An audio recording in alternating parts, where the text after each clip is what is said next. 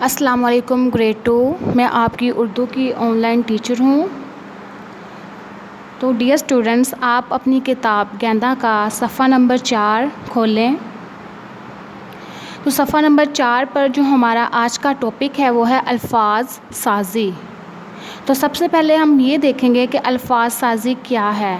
इसका मतलब है अल्फाज का मजमुआ, मुख्तलिफ़ हरूफ को मिलाकर नए लफ्ज़ बनाना, इसमें अरकान मिलाना भी शामिल है और तोड़ जोड़ भी।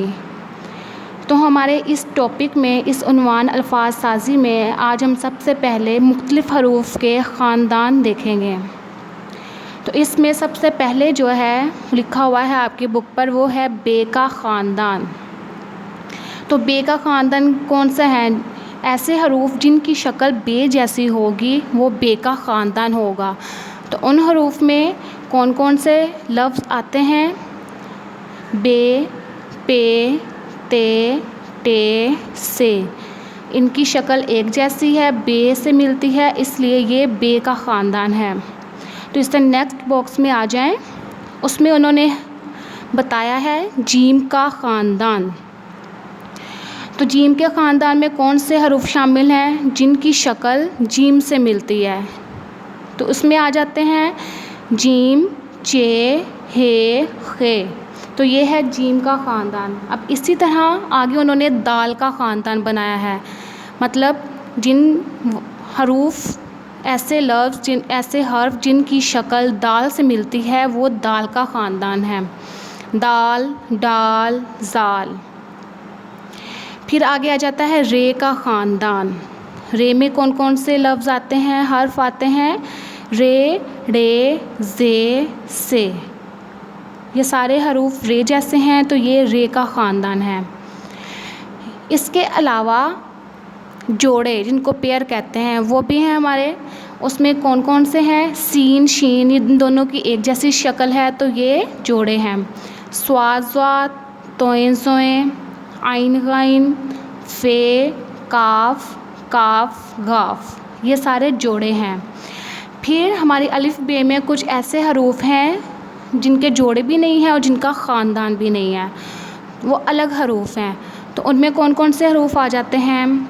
लाम, मीम, नून, वाओ, हे, फिर अलिफ है, फिर छोटी है, फिर छोटी ये है और फिर बड़ी ये है।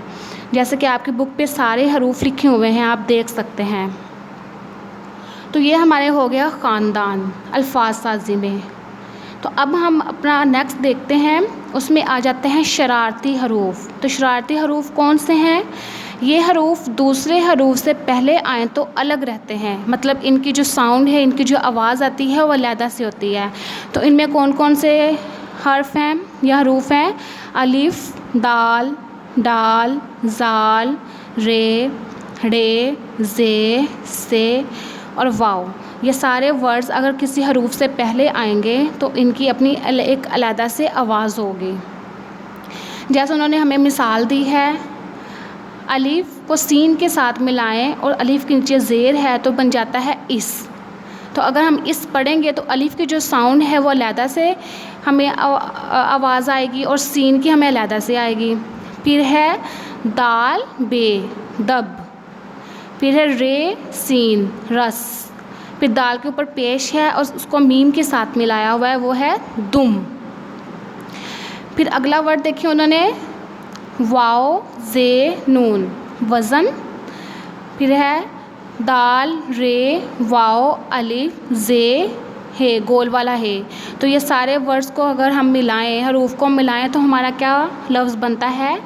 दरवाज़ा। अगला हर्फ है रब। रे को बे के साथ मिलाएं तो रब। फिर डाल को सीन के साथ मिलाएं तो डस। तो ये हमारे हैं वो हरूफ हैं जो दूसरे हरूफ से पहले आएँ तो अलग रहते हैं। तो स्टूडेंट्स, हम अगले अपने सवाल पर आते हैं। उसमें लिखा है बाकी तमाम हरूफ आपस में पहले आएँ या बाद में मिल जाते हैं।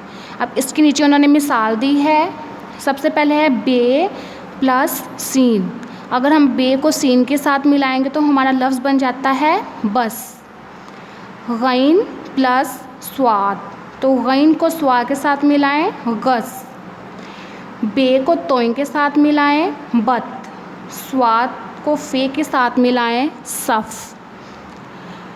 फिर है बे प्लस नून, बे को नून के साथ मिलाएं बन, जीम को सीन के साथ मिलाएं जिस, नून को जोइन के साथ मिलाते हैं नज़, और दाल दो चश्मी है, फिर प्लस, फिर आगे उन्होंने काफ डंडे वाला। तो ये सब लफ्ज़ अगर हम मिलाएंगे तो हमारा लफ्ज़ बन जाएगा धक।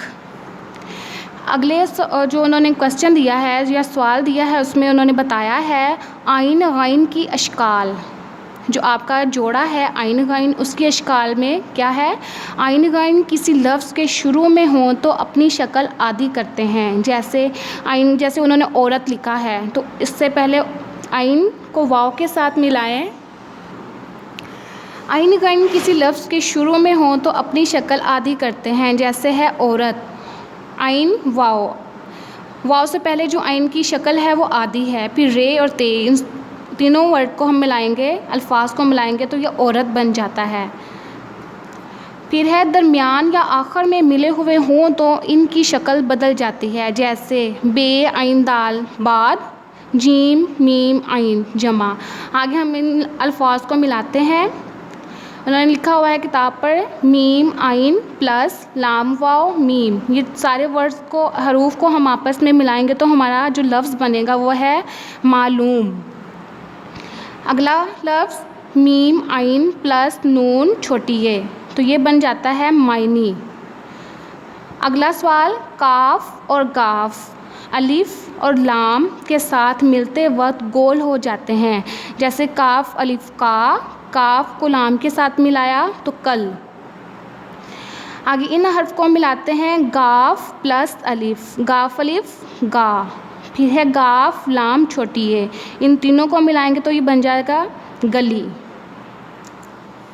अगला सवाल जीम और मीम के साथ मिलते वक्त हरूफ की अशकाल आड़ी लकीर की सूरत बदलती है, जैसे जीम बे और जीम बज, बे और मीम बम। तो इसमें कौन से वर्ड उन्होंने दिए हैं, हे प्लस जीम हज, काफ प्लस मीम कम। तो ये हमारा है आज का टॉपिक अल्फाज साजी, जिसमें हमने मुख्तलिफ हरूफ को मिलाकर नए लफ्ज़ बनाए हैं, उनको अरकान को मिलाया है और उनके तोड़ जोड़ भी देखे हैं। तो आपका जो घर का काम, जो आपने असाइनमेंट पे काम करना है, उसमें आपने इन अल्फाज को मिलाना है, जैसे आइन गैन की इश्काल हैं और जो आपस में हरूफ मिलाते हैं उनको, फिर काफ और गाफ में जो लफ्ज़ हमने मिलाए हैं उनको, और जीम और मीम के साथ जो लफ्ज़ आते हैं उनको। तो मैं उम्मीद करती हूँ कि आपको ये सारा समझ में आ गया होगा कि अल्फाज साजी क्या है, बे का ख़ानदान क्या है, जीम का ख़ानदान क्या है और अलग हरूफ किसे कहते हैं। तो अब मैं आपको, तो डियर स्टूडेंट्स ओके, अब आप अपना अच्छे से ख्याल रखें और अपना होमवर्क तवज्जो से करें। हम अपने नेक्स्ट लेक्चर में मिलते हैं। अल्लाह हाफिज़।